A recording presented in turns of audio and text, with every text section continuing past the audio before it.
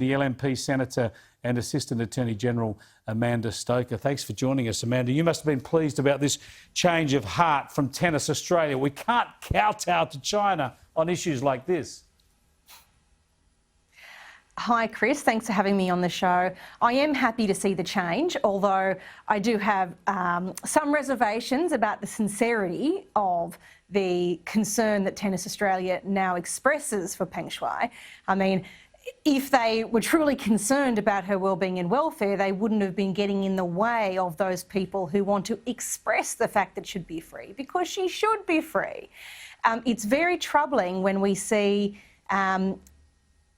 people in this country prepared to censor what should be up for discussion in our community because it may offend a government or companies closely linked to the government of another country.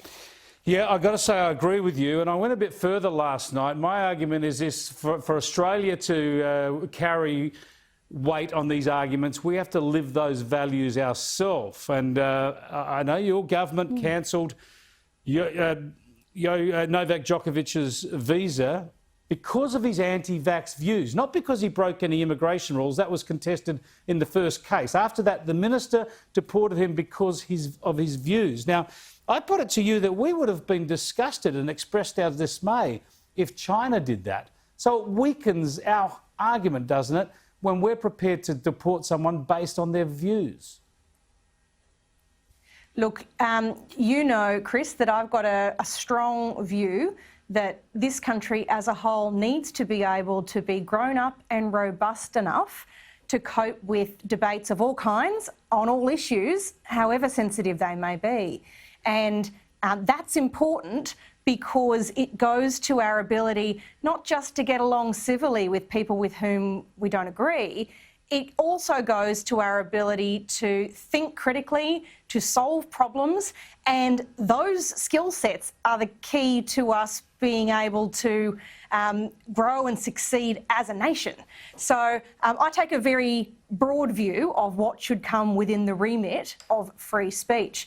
Now, I take your point, and I think it is very important that free speech be something that we are all prepared to fight for, even on unpopular subjects.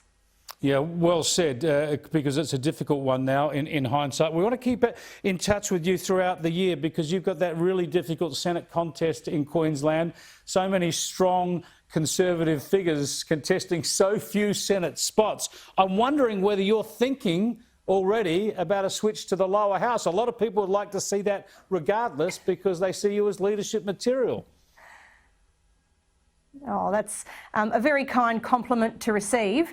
I'm really proud to represent my party and Queenslanders, and I'm optimistic that as Queenslanders go to the ballot box, they will realise that whenever the votes of the centre-right fragment into minor parties who can tell you whatever you want to hear but never have to deliver, the only thing they ever get, it's a statistical certainty, is a Green.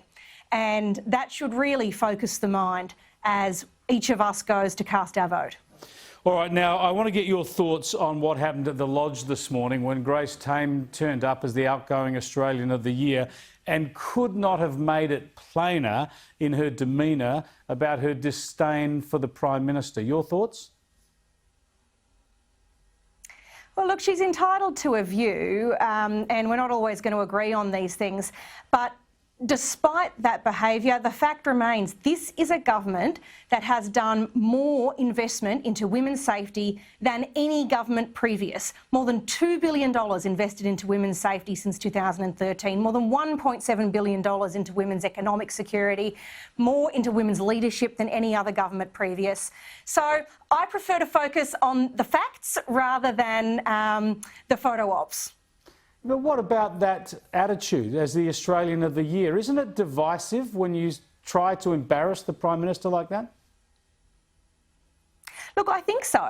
And that's why I want Australians not to be focused on that behaviour, but to be focused on the facts.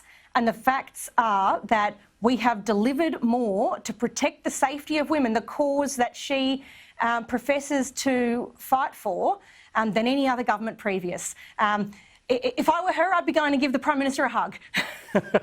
Thanks for joining us, Senator. I appreciate it.